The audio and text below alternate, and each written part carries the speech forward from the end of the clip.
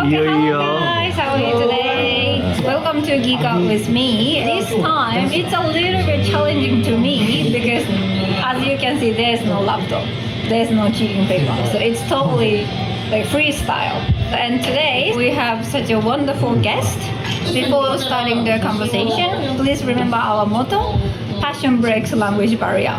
So even if we speak not perfect English or even some broken English, as long as we want to communicate with someone, it works. I'm Sarah, I'm 20 years old, I'm from Germany, from Cologne, the best city in Germany obviously.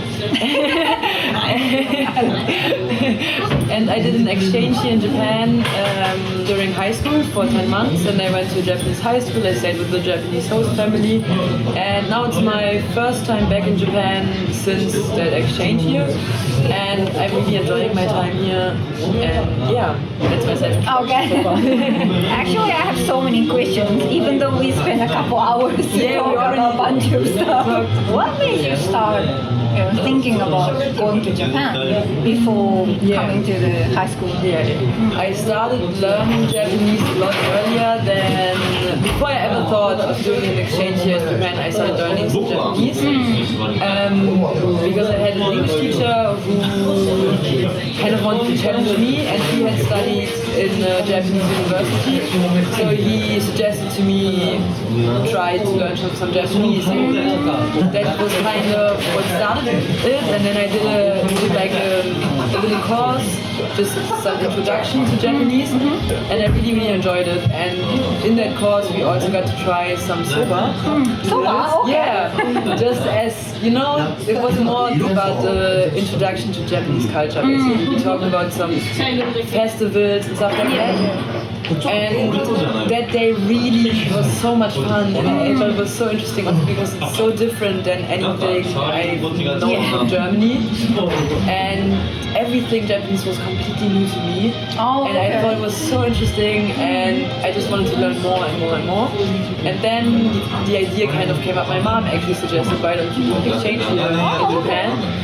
And before I came to Japan, I thought I spoke such amazing Japanese. This is going to be no problem for me. I'm going to be fluent in like a month. And then I came here and I got a really big reality check because my Japanese was not good at all. Was it because of you were nervous, or just the amount of the Japanese learning wasn't good enough? What would you think? A mixture of both, because I was so confident before, and then I arrived and I was like, okay, my level of Japanese is not good enough, and then I became so nervous that it kind of blocked me from trying. Everything around me was all of a sudden Japanese. I couldn't understand anything. So, which part of Japan you went? I stayed in Gunma, Tatebayashi, really nice place, and that pushed me to study more and more and more. But was it difficult for you to make friends with the high school girls? Everybody really wanted to talk to me, so that made it really easy, but I wasn't able to talk to them in the beginning. But then I had a friend who was amazing, and every single day we would eat lunch together, and the only topic we could talk about was what we were eating for lunch. So every day we would walk and wash our hands before you eat. And the only topic we had was what are we eating for lunch today and what did we have for dinner yesterday. And that was the only topic, but she stuck it out with me for 3 months. And after 3 months, it's such a specific moment I remember, because all of a sudden I was sitting in class and I was like, I can understand what's going on. It was like a switch was flicked, because I finally could understand, and then we started talking about different things.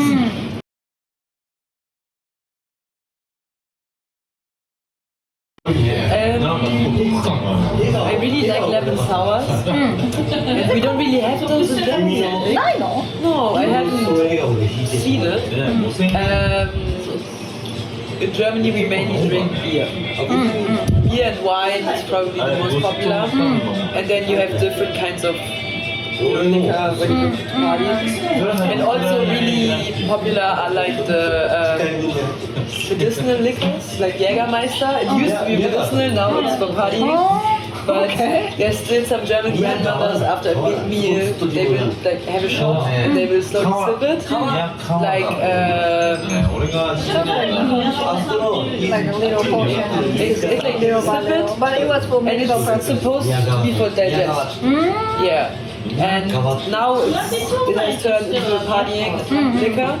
But it used to be for digestion, basically. Yeah, but I really like the Japanese drinking culture, I guess. Tell me about it. What kind of No, drinking because like culture the izakaya, and you can get snacks and drinks at the same time, and exactly. And in Japan, you don't really drink without eating something, you know. But in Germany, if you go to a bar, you don't really have food. You just drink. Okay. And I really like that when you go to izakaya, you can just order like fried chicken or whatever you want. And there's also they always have some kind of special dish, and it's always really salty, so you drink more. And I really like this combination of salty food and beer or lemon sour or whatever. But in Germany we don't really have that. Like we might have some snacks, but that's not really like food. Yeah. I know. So I really like the drinking culture combined. Okay, so what is your favorite combination with the beer? I think gyoza. Gyoza and beer is a really good combination. I'm pretty sure like lots of Japanese listeners are nodding. Yeah. And when I'm having lemon sour, I like any type of chicken best. Like So fried or the steamed or skewers or whatever. whatever. So beer and gyoza and lemon sour and chicken is So Japanese. めっちゃ日本人だね。Okay. How about you? What kind of? Yeah, I agree. Like a gyoza and beer is really nice. That's a And really good combi. yeah, and for some reason, every time I drink, I feel like something really oily. Yeah, me too. Yeah, Me yeah. too. So that's why like fried chicken. Yeah. And tempura. Yeah, tempura is also really nice. They think fried things and beer and alcohol really get along well. Yeah, yeah. It's also good for our stomach. I heard it's really commonly said like the oils like works as like the cover. Yeah, Exactly, the it inside of protects the you. inside the stomach. And also what I noticed when I'm going out to drink in Japan, because I eat so much in between, like at the izakaya, I don't get that much of a hangover. But when I'm in Germany and we only drink like the whole evening, the hangover gets really bad because you only didn't eat anything. But in Japan it's very common just to eat like while drinking, and it's really nice. It's really nice. What about Germany? So like, what kind of like combination would you prefer? Or you don't have much options according to your story? We have like it's more common that you go out to drink and then afterwards you get something to eat. Like But what about in like a home party? Is that a different way of drinking? Or you wouldn't really drink even in like home party? oh, you drink a lot. And that's like the main purpose of drinking in Germany is drinking. Okay. So you also, it's really common to just have beer while eating. So you would make a barbecue, for example, and then everybody would have a drink. But if you have a home party, you might have like some chips or somebody ordered a pizza or something like that. But you wouldn't really eat. So the main purpose is just to drink. But if you go out drinking, it's really common that after you spend the whole night being out, I don't know, going to a club maybe, afterwards you get a kebab. That's like a really big thing in Germany. We call it döner, not kebab. And that's like on the way home you have to get something. And it's always a döner because it's the only thing that's open that late. I really like that as well, but I really like in Japan that you have the combination of eating and drinking at the same time, because in Germany you don't really have that. If you host a party at home, like I would put some snacks out, but it's never like warm stuff, you know? Cold snacks, some chips, some peanuts. Like casual. Exactly. More like snacks. Food. I get it. Yeah. Okay, so one last topic. Yeah. New Year's celebration. Yeah, it's really different. We are so different. Yes. In Japan it's really calm and you spend a lot of time with like your family or whatever. Yeah, that has more like a meditating feeling. Exactly. You know? And the main event is going to the temple. It's either in the next morning, exactly to pray for good luck, which is really nice.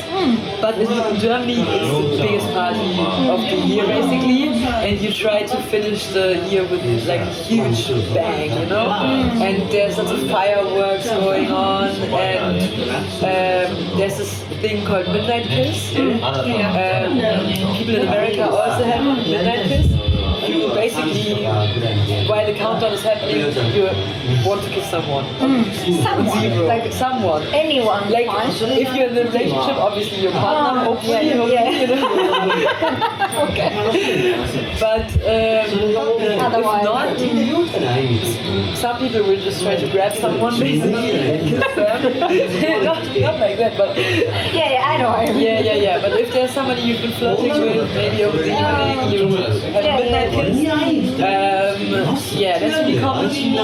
And it's really, if you had a good midnight, a good New Year's Eve, basically, you get home at like 8 or 9 the next morning. So you stay out all night and welcome the New Year with a big party, basically. So you leave all of that behind and can start the New Year as a new unit, basically. Yeah. So when it comes to like leaving everything behind, we have the same culture, like bowling kind of. So I sometimes feel like that's one of the greatest excuses, like to drink a lot. Basically, if you didn't forget the whole week before New Year's, you did it wrong. You know, you had to forget leave everything behind and start the new year, set the New Year's resolution. So that's one thing we have in common, but the way of the celebrating is way different. We don't even like, do the handshake. Wow. Exactly. So the one, I can share the one funny episode from my family. So my family is not really like a traditional or conventional, but still my parents have that kind of sense, like from the Showa era. So I've never used the keigo, like proper way of polite way of speaking to my family fathers and mothers, unless I wanna ask for something. But only on the New Year's Day, one thing we need to do is like doing release, and then like akemashite omedetou gozaimasu, bow, and that's it. Then it's back to normal. And then go to bed, and on the very first morning of the new year, we just go to shrine, temple, I'm not very sure, and then just pray for the God, like akemashite omedetou gozaimasu, and then like kotoshi mo yoroshiku onegaishimasu. And maybe in the afternoon we start with the and then we started to all the New Year's cards started arriving on the first day, and read it and check in, and oh my gosh, I haven't sent to the MSN. I need to reply back. My whole family did the same. Experience it. Yeah. And also they send me a New Year's card every year, which is really nice. Yeah. I never send one back because I always forget about it. But I do text them. So but you guys have, I think you guys have a culture of gift cards or like greeting cards as well, but not as like not on New Year, not on Christmas. On New Year, it's really, it's like Christmas is the family celebration. You go home, you see your parents, everybody's going home basically. And on New Year, you go out with your friends. Okay, so that's like a different. When you're a teenager, you have dinner with your parents, and then you go out with your friends, and then later on you maybe have a big party with your friends. But the family thing is always Christmas. And in Japan it's kind of the other way around, right? Because Christmas is like with your partner. And New Year is with your family. But in Germany it's the exact other way around. Christmas is family time, and New Year's is friends time. That's very interesting. So I I really like to finding the common point or the different point. I think we have to stop here now because the nice bar is closing now, and We started very late. yeah, she has to go to bed early. Yeah. All right. Thank you so much for watching our channel. So please leave the comment about your cultures or about your family, or how to celebrate New Year's and Christmas, and what kind of country you're from, whatever it is. And please subscribe our channel if you like it. So please be reminded of passion breaks language barrier. So I'm not sure how many grammatical errors we created. But still, as you can see, like we enjoyed, and especially with alcohol and nice atmosphere, that helps us to speak even more. So thank you so much for watching, and hope to see you in the next episode. Bye bye.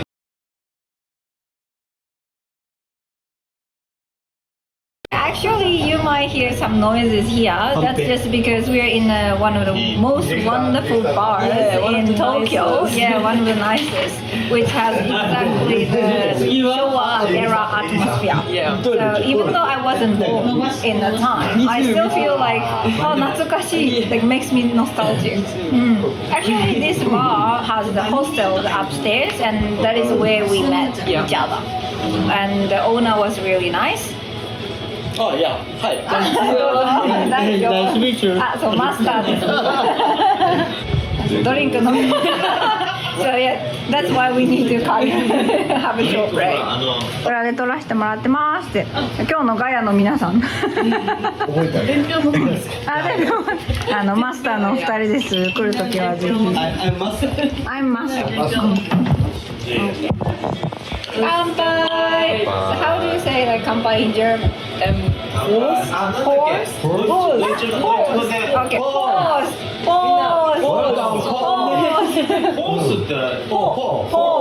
ドイツ語バージョンの乾杯だそうです。ピヨポーズ。なんかポーズ。ない音が入ってんの、ドイツ語に。ポーズ。うがいみたいなこのっていう音。そう。なんかほら江戸晴美のコーみたいな。ポー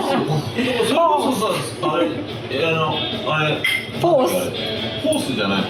Maybe with the force.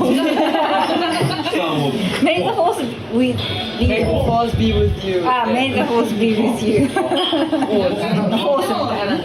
乾杯。